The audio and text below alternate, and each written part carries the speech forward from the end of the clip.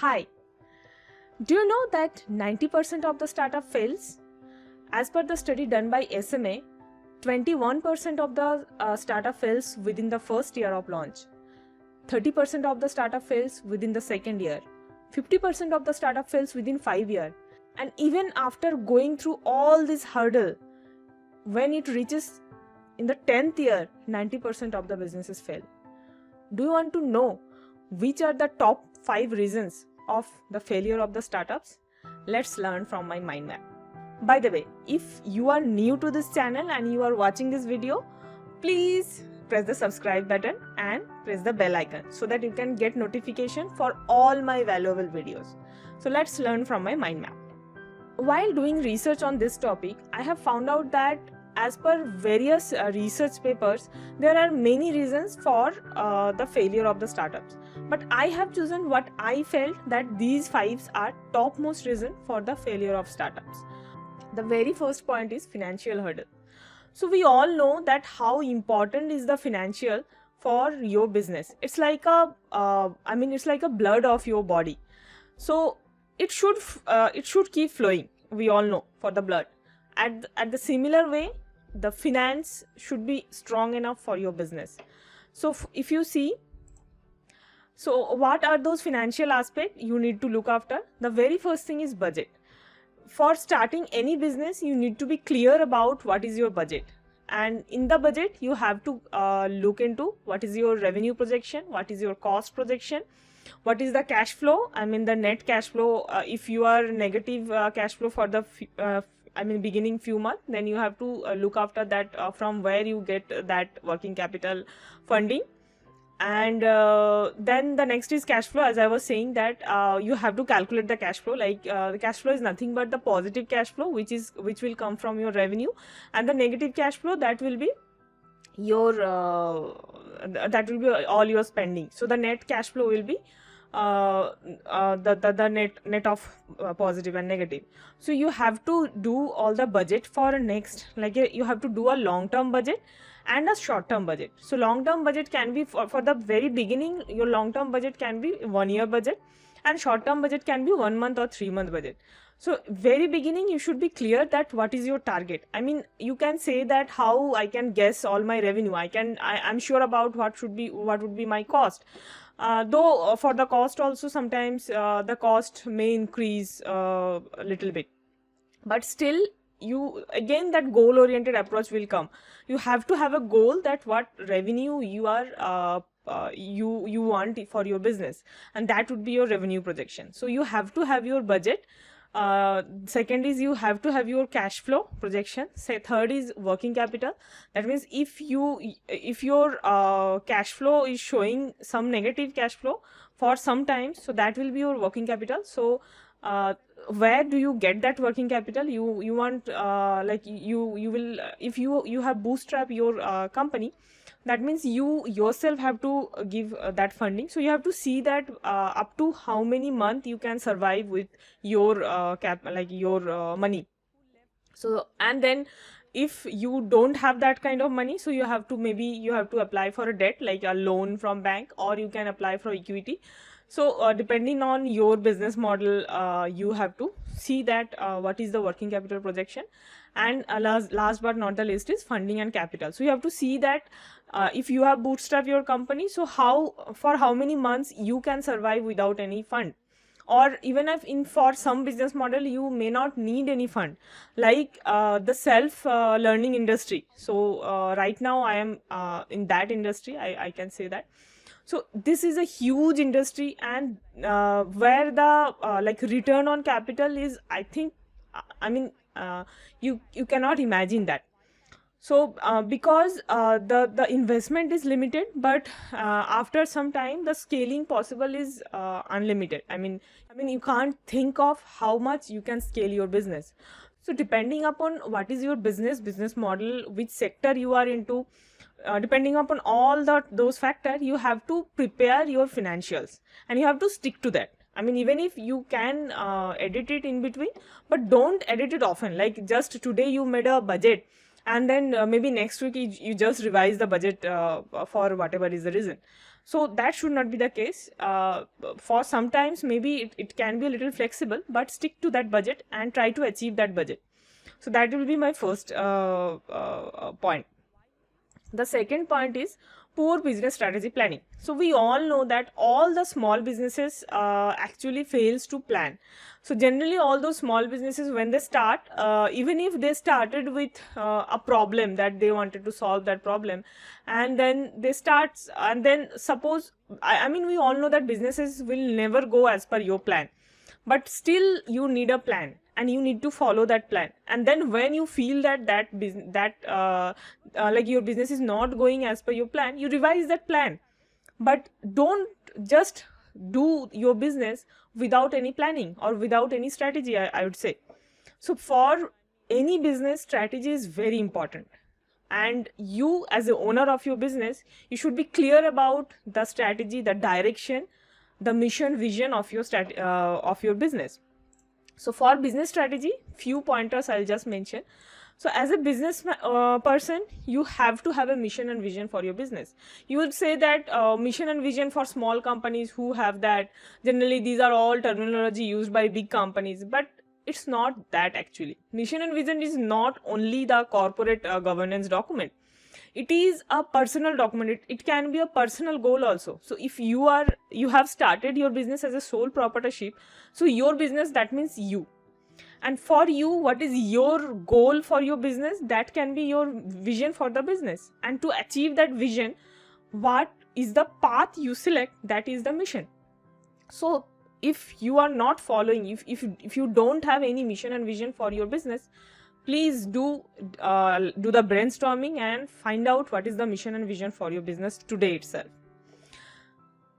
The second is no long-term planning. As I was saying, that you should have a long-term strategic planning for your business, where you want to see your business after 1 year, after 3 years, after 5 years. I'm not saying you should think about like maybe 10 years, 15 years, because in today's condition, we don't know what will happen after 5 years. Even 5 years is, I mean, enough long term in today's context. But still, you have to have a direction set for the next 5 years. You can change little bit direction, as some of my mentors said, that you fix the goal, but you can change the path. To fulfill your vision, the path you can modify the path. You can select the shortest possible path to reach your vision or mission, but you have to have a strategic plan. The third is short analysis. Though it seems little bookish, but actually you should have a short analysis for your business, or whatever business you are, even you have not launched it, you do a short analysis before starting your business. So I think we all know what is short, but still I'll just explain a little bit. Short analysis is nothing but strength, weakness, opportunity and threat. So before even launching your business, you prepare that short analysis. What is the strength of your business? What is the weakness of your business or the sector? What is the threat? Maybe you have to little bit think, I mean you have to be a little bit futuristic in thinking those points, that what can be the threat for your business. Sometimes you may not even think like what happened in COVID. I mean any of us, we didn't think that this will happen, I mean the whole 2 years, 2020 and 2021. But it's okay. That is again in strategy terminology, there's a black swan, we call it black swan effect. So I'll discuss in some other episode.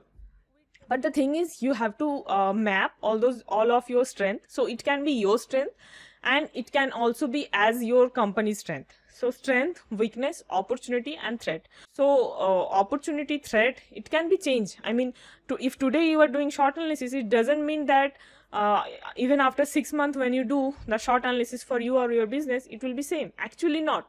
So many of you have to work on your weakness. So even for getting weakness, you can actually use a lot of your customers' feedback.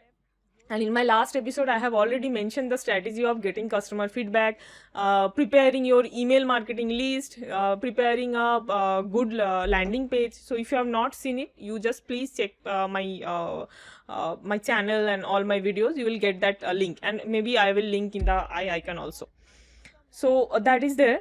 So prepare your short analysis. The fourth is 5 forces analysis. So that is also in our strategic terminology, we call it 5 forces. What are those 5 forces? So that 5 forces is relevant for every businesses. So what are those? So the next point is 5 forces analysis. In strategic terminology, 5 forces analysis is very, very important, and for each big companies, when they do strategic planning, they have to do those 5 force analysis. So what are those 5 force analysis? Let's learn. So this is actually called Porter's 5 force analysis, and in that 5 force analysis, what we do is we actually analyze what is the bargaining power of your supplier. So that means if you have a very few supplier, then the bargaining power of supplier will be very high. So the moment it also in economics terminology, it sometimes we call it monopoly or monopolistic situation, or oligopoly also. If your supplier is very limited, then they will have lot of control over your product or service. I mean, mostly it is applicable for product industries. So you have to see that, and if you see that your suppliers are limited, then you can mark in this category that the risk is very high. Then the next come is customer, bargaining power of customer. So if you see that, suppose you are selling kind of product or services which is only limited to few specific customer, or you are selling something which is like for that you don't have much customer, then the bargaining power of customer would be very high. Or in the reverse way, it can also be said that if there are many products in the market like your product or services, then your customer's bargaining power will be very high, because the competition is very high and customer will have lot of options. So if you do not give the product the way customer wants, they will switch to another product. So that's why we see that for any FMCG product like soaps, creams, toothpaste, so all those FMCG product, the bargaining power of customers are very high. Anytime customer can switch between one to another, and that's why all those FMCGs companies have to have lot of strategies to retain their customer. The third is threat of new entry. So you have to think that how much barrier is there, like entry barrier is there. So if you are a already established player in the market, then you have to think that if any new player wants to enter in that market, what is the entry barrier? Is there any entry barrier, or anytime anyone can enter in your market? If anytime anyone can enter in your market, then your market can be very competitive anytime, or it may be the situation that it is already competitive. So if this is the case, then also your risk is very high. The third is the reverse thing is, like if the entry barrier is very high, then maybe most of the cases there's like very technical product, very or maybe a very innovative product. For those things, the entry barrier is very high, and for those product or services, actually companies can keep a very high price, premium price, because they know that entry barrier is very high. No one can enter in that market very easily. They have to do a lot of research, and then only they can enter. So for those things, you have to see that whether your product or service, what you are offering, the entry barrier is how, what is the entry barrier. The fourth option is threat of substitute. So you have to think like what is the substitute for your product or services. Substitute means I just remembered that we actually read in our strategy book that the substitute of tea is coffee. So something like that. So if your product, if any substitute is there which can easily be replaced with your product, then also the risk will be very high. So you have to think that how you can collaborate with all those companies. In my last video, that also I mentioned that collaboration is very important to reduce your competition, because in today's world you can do that. You can collaborate with your competitor, and in both, like for both of you, it can be a win-win situation. So that you have to analyze. And the last but not the least is competition. Again, the same thing. What is the competition in your industry? How many players are already there for your product and services? How your product or service, what you are offering, what is the USP for your product and services? So identifying that and projecting that, marketing those things is very important. That how your product or service is unique. I mean, what additional value you can give with your product and service. So this is the strategic part. The third point is inadequate spending in marketing. So generally what happens that when a business starts, we always feel that first let me generate revenue and then I will spend in the marketing. So it will actually never happen. So first you have to spend, it seems like you are saying that first give me the heat and then I will put the fire. So it can never happen. You have to put first fire and then only you get heat, because if you don't have lot of if you are a very good influencer, you have already worked for that for the past maybe decade or years worked for that, and there are many people who actually blindly follow you, and whatever product you will launch or you will refer, they will blindly follow you and they will buy that, then it's a different case. But most of us, we don't have that follower list, and we have to actually do the marketing. So most of the business actually fail in this point, that they don't do enough marketing. So if you have any organic lead, please use that. But if you feel that organic lead is not sufficient for your business, you have to have marketing expenditure. And also you have to know your target market, because currently when we say marketing, we actually refer digital marketing, and digital marketing is FB ad, LinkedIn ad, Google ad and YouTube ad. So mostly these 4 type of ad, and for all those type of ad you have to have a very pinpointed market. You have to mention while putting all those ad, you have to mention that what is your target market. And the more you actually pinpoint your target market, the spending will be less, and your cost per lead will be much less, your cost per acquisition will be much better. So those things you have to take care of. The fourth most important point which I feel is most of the startup, they just start out of their passion, but they don't have adequate guidance. Maybe you are from a good good background, some of you may have a business background, that's very good. But if you don't have a business background, if you don't have people who actually understand your business better, then you have to be part of a community where you find the people who understand your business better, also from whom you can learn and you can share your knowledge.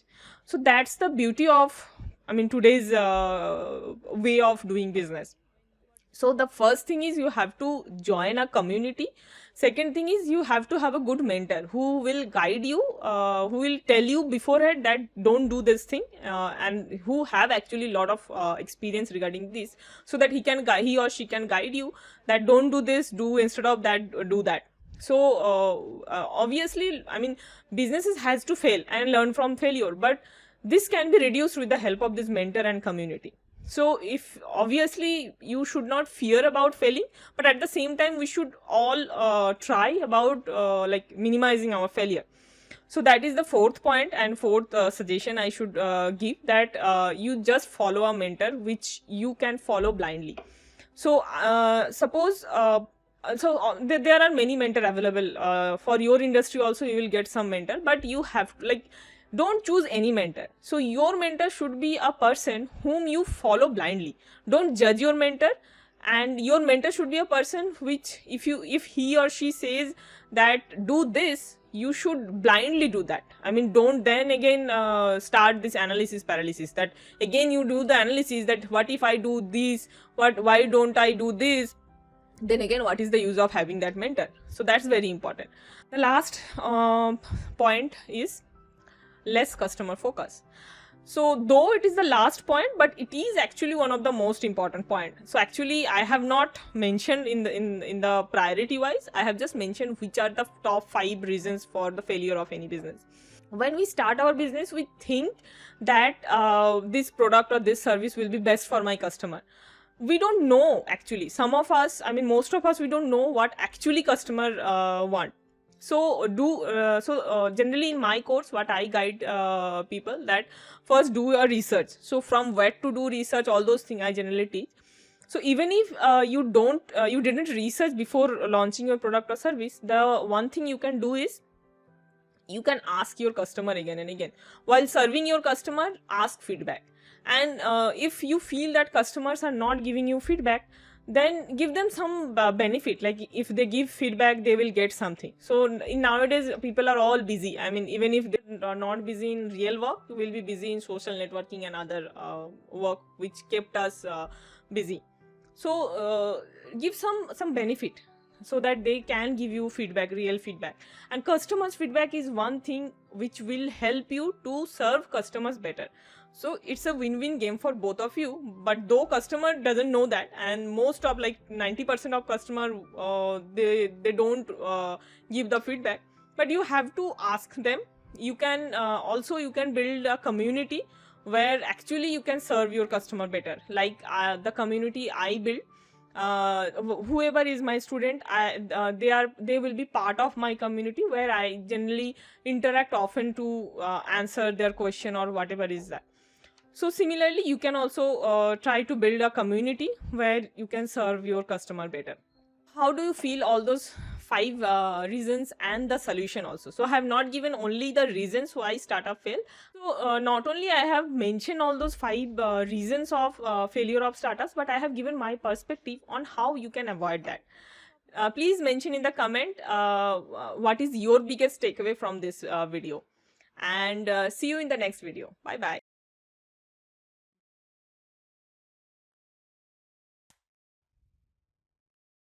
Do you know 75% of women quit their job just after their maternity leave, and 85% of the women leave their job within their kids turn 1.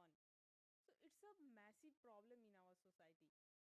Are you the mom who left your job to raise your kids, or you are the mom who's still struggling to go to your office every day, but every day you are thinking to quit, and you want to give your quality time to your kids, but at the same time you don't want to do that because you are thinking what will happen to your career? Or are you the mom who already are giving your quality time to your kids, but at the same time you want to do something of your own? You want to start your own business, but you don't have any idea what business to start, how to grow your business, everything. If answer of any of these questions is yes, then you are at the right place. Hi, this is Sudeshna Goswami, and I am the founder of Passion to Purpose. Why Passion to Purpose? Because what I realized after having more than a decade of corporate experience is that for starting a business, what matters, it doesn't matter that, uh, I mean, who is your customer and